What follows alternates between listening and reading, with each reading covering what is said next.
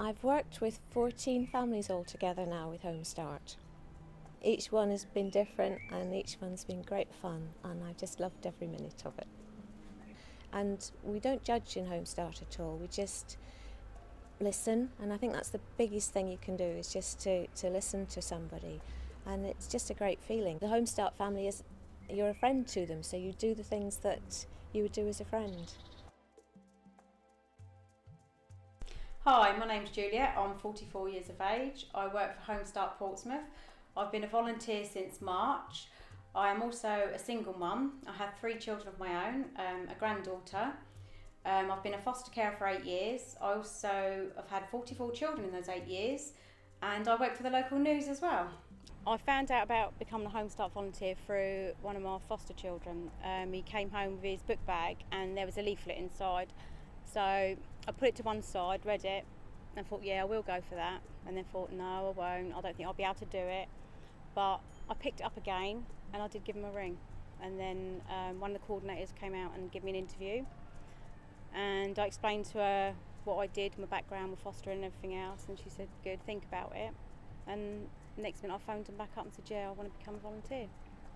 It's not hard work, it's just befriending somebody really, and you can support them in many different ways and be really good friends. And it's just like going to see a friend for a cup of tea and taking them out and going for a walk, just all the usual things, and your life doesn't have to stop. Doesn't matter how busy you are, you can fit that 2 hours in a minimum a week, and I fit it in quite easily.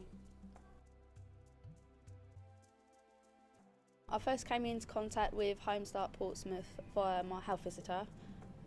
She referred me to them because I was experiencing some really hard times. I had a 9-month-old baby and just had a new baby who had just been diagnosed with some disabilities. I'd recently fallen pregnant again and ended up by myself. So it was really, really tough. And to be honest, at first I was a little bit unsure. I was kind of like, there's going to be some person coming in my house with my children, and I was like, well, I'm perfectly capable, I don't need help, but I let her come around, and the volunteer that she brought around was absolutely wonderful. The first visit that I had from her was really strained. It was, on my part, I felt I couldn't talk to her. She kind of sat on the floor and played with my 2 babies, and she was really, really good. She kind of put up with the fact that I wasn't really speaking to her, and she was just kind of sat there, but she persisted, and she came back again the next week. And when she came back the next week, I asked her to help me go shopping, and she did. And it just, as the visits went on, I kind of felt a bit more relaxed with her and a bit more comfortable, and it became more about me talking to her about the things that I felt I couldn't talk to anybody else about, as opposed to it just being about practical help for me with the extra children. And I ended up becoming a parent volunteer for the children's centre that I was going to, and I did that for 5 years. I chaired parent forums and all sorts, and it was stuff that I wouldn't have had the confidence to do without her support and her sort of indirectly encouraging me to have that belief in myself that had kind of been squashed.